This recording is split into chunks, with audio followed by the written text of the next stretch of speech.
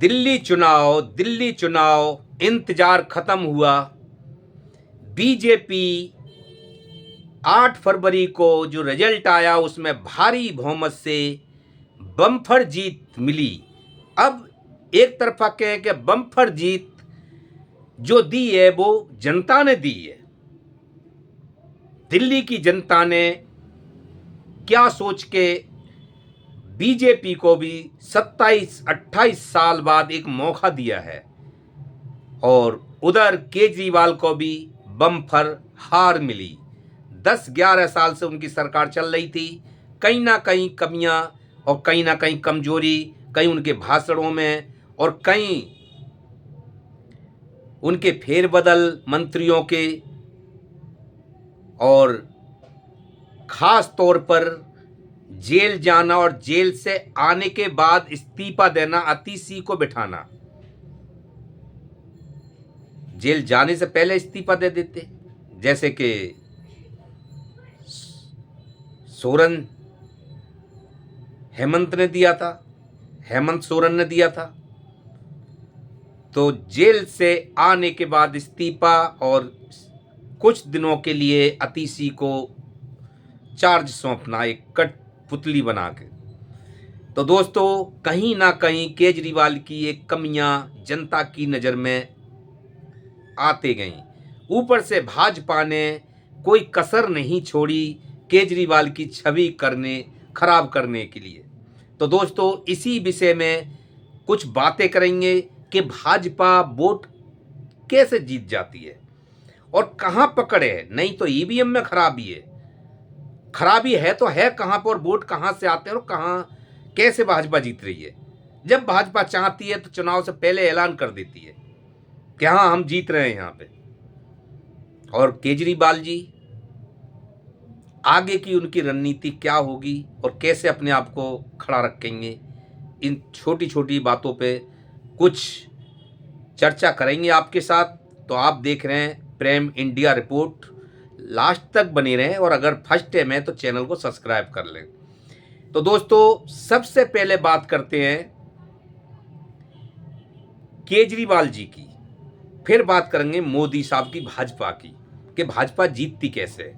पहले केजरीवाल विषय में बात करते हैं कि मुद्दा ये नहीं, सवाल ये नहीं कि केजरीवाल हार गए। हार और जीत तो चलते रहती है। कभी कांग्रेस भी थी सत्ता में, तो कभी पहले बीजेपी थी, फिर वो गई, फिर आप आई। इसी तरह हो सकता है 5 साल के बाद फिर आप आ जाए, या फिर कांग्रेस आ जाए, बीजेपी चली जाए।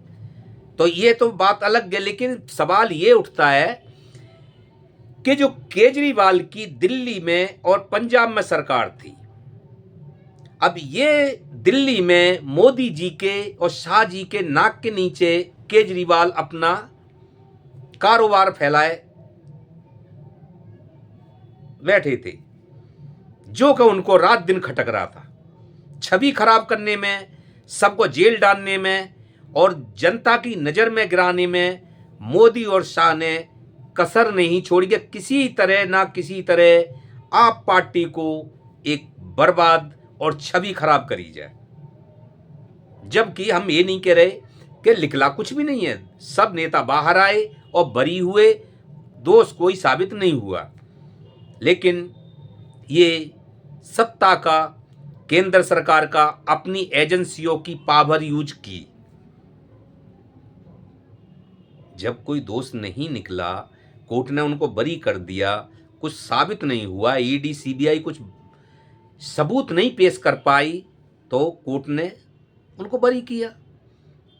सवाल ये उठता है कि उनकी छवि खराब करने के लिए खूब जोर तोड़ से भाजपा ने, और इसी दिन के लिए फरवरी 5 तारीख के लिए ये सब कुछ करते आ रही थी, क्योंकि पहले से प्लानिंग भाजपा, मोदी और अमित शाह बनाए बैठे थे इस चीज़ को कि किसी ना किसी तरह फर्क तो पड़ता ही है। किसी के पीछे लग जाओगे, हाथ धो के लग जाओगे, तो कहीं ना कहीं तो फर्क पड़ता है उसकी काम धंधे पे, कि काम धंधा नहीं करना, छवि खराब कर देना, जेल में रखना। उनके काम धंधे खत्म होते गए और काम नहीं कर पाए, जो कि जनता की नज़र में आज वो चीज़ें साबित हो गई हैं। दूसरी बात कि चलो केजरीवाल हार गए, लेकिन 2 स्टेट में सरकार थी। अब दिल्ली गई, बचा पंजाब। तो पंजाब या आप पार्टी को केजरीवाल किस तरह से बचा पाएंगे? क्योंकि जब सत्ता में थे केजरीवाल, तब भाजपा ने उनको नाक में दम कर दिया था। तो अब तो सत्ता से बाहर, सत्ता में और केंद्र में, दोनों में ही बीजेपी है। तो अब पंजाब की सरकार को, भगवंत मान को रोक पाएंगे क्या? चर्चा ये चल रही है कि क्या अंदर ही अंदर भगवंत मान की और अमित शाह जी की खिचड़ी पक रही है कुछ ना कुछ। क्या मान को भी अपनी कुर्सी का डर है, क्योंकि दिल्ली से केजरीवाल हार चुके हैं? क्या केजरीवाल दिल्ली पंजाब की कुर्सी संभाल सकते हैं? इसलिए मान के दिमाग में भी ये चल रहा होगा कहीं ना कहीं क्या होगा क्या। तो दोस्तों, केजरीवाल जी किस तरह अपने 22 विधायकों को दिल्ली के और पंजाब की सरकार को 5 साल आने तक, चुनाव तक कैसे संभाल पाएंगे, और क्या ये खड़े रह पाएंगे, या भाजपा इन्हें खड़े रहने देगी, या इनको सबको धीरे धीरे करके, क्योंकि पंजाब पे निशाना सबसे फर्स्ट नंबर बीजेपी का पंजाब निशाना है।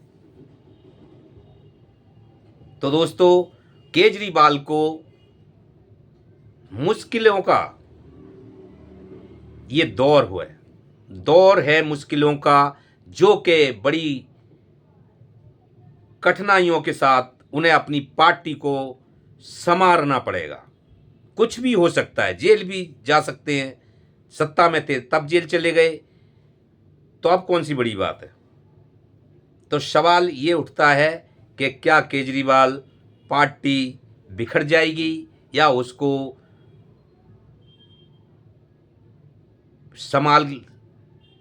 संभालेंगे, या फिर 5 साल के बाद दोबारा चुनाव होंगे कि जब तक अपनी पार्टी को खड़ा रखेंगे। अब बात करते हैं भाजपा की, कि जो चर्चा हर जगह महाराष्ट्र में, हरियाणा में हुआ, पहले मध्य प्रदेश में हुए चुनाव, वहाँ पे धांधली, हरियाणा में धांधली, महाराष्ट्र में धांधली, फिर दिल्ली में भी धांधली। यानी जीतने के बाद सारे मुद्दे जो जीतता है उसी के ऊपर फूटने लगते हैं। ठीक रहा कि ऐसे नहीं ऐसे हुआ, और ऐसे नहीं ऐसे हुआ। तो मेरा मानना ये है कि नहीं तो ईवीएम में धांधली है, और ना किसी में धांधली है। लेकिन धांधली कहाँ है कि जब चुनाव आयोग पावर के साथ खड़ा है, तो कुछ भी हो सकता है। जैसे जो सवाल उठ रहे हैं, कैसे महाराष्ट्र में 6 बजे के बाद कई लाखों की संख्या में वोट पड़े, तो ये कारनामा चुनाव आयोग का है। ये राजीव कुमार का खेल है।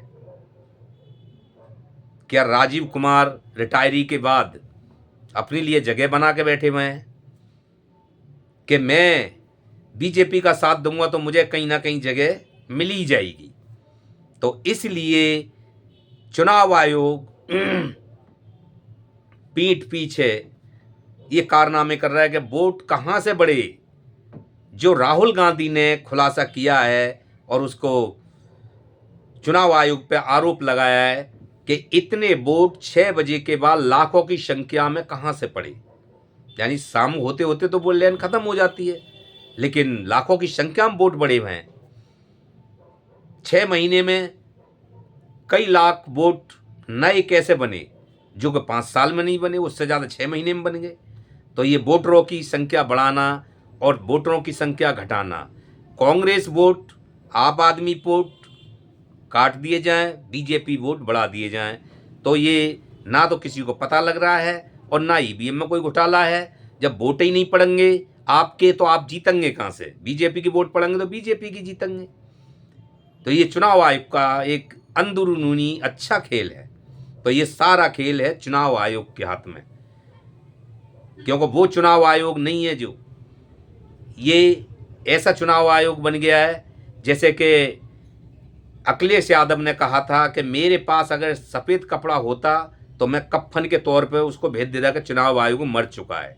तो क्यों बार बार चुनाव आयोग पे सवाल उठ रहा है? कुछ तो है ना। चुनाव आयोग क्या अपनी ईमानदारी से काम नहीं कर रहा है? जैसे कि महाराष्ट्र में हाई कोर्ट ने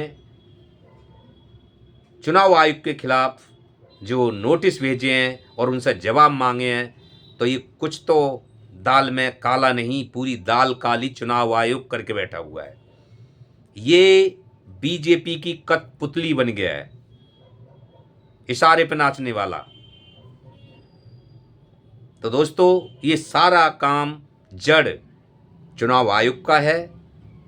कैसे भाजपा जीत रही है, क्यों ईवीएम नहीं हट रही, बैलेट पेपर से क्यों नहीं हो रहा है? क्योंकि उसमें चुनाव आयोग बीच में आता है कि ईवीएम तो सही है, ईवीएम तो सही है, इसमें कोई कमी नहीं है, कोई करके दिखा दो। जहां हैकिंग करने के लिए बात आती है, सबूत देने की बात आती है, वहां चुनाव आयोग पीछे हट जाता है। तो दोस्तों, ये सारा खेल चल रहा है। तो सवाल ये उठता है कि 5 साल तक अब केजरीवाल अपनी पार्टी को जोड़ कर रख पाएंगे कि नहीं रख पाएंगे? अब क्या मोदी और शाह का निशाना पंजाब भी है? तो सवाल ये है कि केजरीवाल कैसे टिकेंगे? नमस्कार।